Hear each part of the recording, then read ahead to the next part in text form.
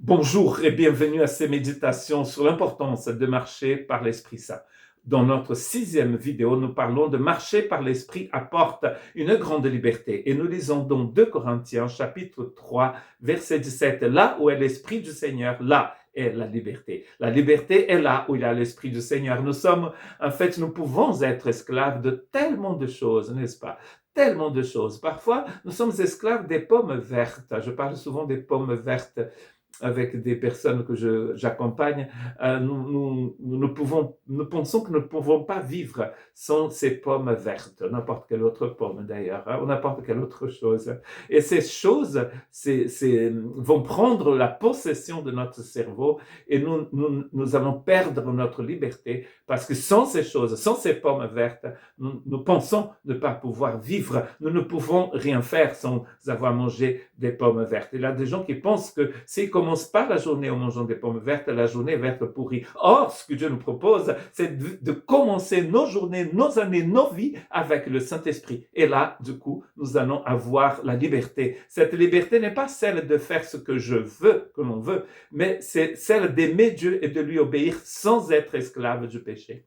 Dans Romains chapitre 6, que je vous encourage à lire, Paul va parler de deux formes d'esclavage. Et la première, c'est l'esclavage du péché. Et la deuxième, c'est celle de la justice de Dieu. Soit on est esclave de cette forme magnifique, sublime, éternelle de penser, de réfléchir et de marcher, qui est la justice de Dieu, ou on est esclave du mal qui règne dans le monde. Quelle place nous allons donner au Saint-Esprit pour que nous soyons finalement serviteurs de la justice de Dieu, complètement guidés par l'Esprit de Dieu. Et cela, c'est la vraie liberté. Comme disait un théologien américain, il me semble, il disait que la meilleure façon d'être libre, c'est d'être attaché au Christ. Plus nous sommes attachés au Christ, plus nous sommes libres. Parce que si le Fils de l'homme s'il vous rend libre, nous dit Jésus, vous serez vraiment libre. Et c'est une liberté incroyable parce qu'elle est, comme Paul dirait dans Éphésiens, une liberté dans les lieux célestes. C'est-à-dire qu'on est libre dans ce royaume de Dieu, dans ce monde invisible, et du coup, nous sommes libres sur cette planète aussi. Notre façon de marcher, et notre façon de parler, d'agir, c'est une façon d'une personne qui est libre, qui a été libérée, qui n'a pas d'attache avec le mal. Il n'y a rien, Jésus dit, de l'ennemi en moi.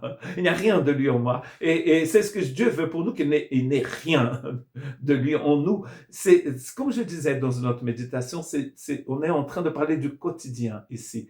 C'est pas seulement une fois par mois quand je vais au culte.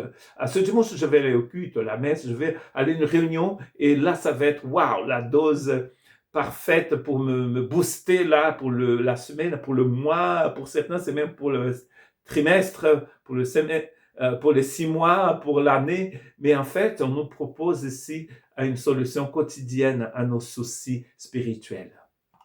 C'est pour la liberté, dit Paul, que le Seigneur vous a affranchis. Et donc, soyons libres. Et la seule façon de rester libre, c'est de rester attaché et de marcher avec le Saint-Esprit. Que Dieu vous bénisse.